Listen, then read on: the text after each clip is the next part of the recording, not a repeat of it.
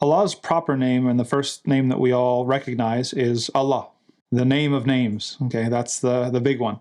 And what's special about Allah is that by that name, it encompasses and includes all the other names that Allah has, right? Just as you have one name that's on your birth certificate or on your passport, that's on your ID, and that signifies everything else about you, right? Maybe you have other sorts of names that people call you. Maybe you have other sorts of roles that you play, right? Maybe you're a father, maybe you're a mother, maybe you're a son or a daughter, or you're a sibling to somebody, or, maybe you're a coach and a teacher and a professional, and you might have a lot of different names, right? And they all kind of capture a different aspect of your identity and a different aspect or dimension of your activity, right? But at the end of the day, you only have one name that includes and incorporates all those names together, your proper name. So Allah is the proper name of God. And it's significant why pointing this out, because one of the tendencies or temptations that human beings have had, one of the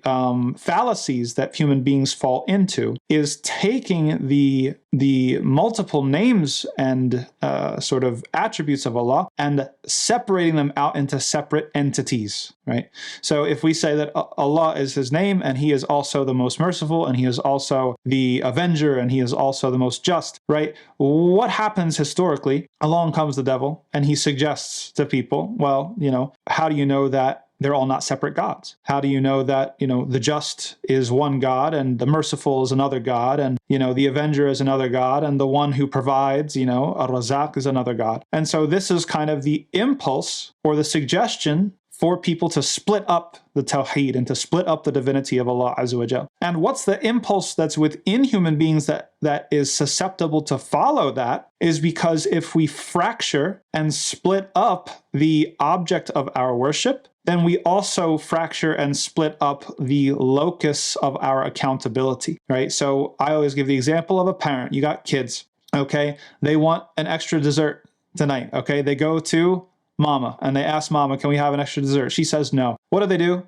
They go to Papa, all right? They go to the dad, and they say, hey, Dad, and they're not going to tell they're not going to tell the dad that they just asked the mom, right? They're relying on the imperfections of each one, playing them off against each other to get what they want. Well, that's shirk right there. Right? That is the impulse within human beings that wants to split up Allah's singular, indivisible nature into all these different separate gods and separate powers and separate entities, because then we can play them off against each other, and then we can get around things, and we can appeal to one, and if one doesn't give us what we want, then we can go to the other one. If one requires a certain act of worship that we don't really like that much, we can go to another one, right? And so it's important to understand that Allah is the proper name of Allah, and there's disagreement between the scholars of language whether it is derived or whether it's just that way. Sibawayh was of the opinion that Allah is just that way. It's not derived from anything. It's not Al-Ilah. It's different. It's His name, Allah. And His evidence is that when we say, Ya Allah, we don't drop anything from the word Allah.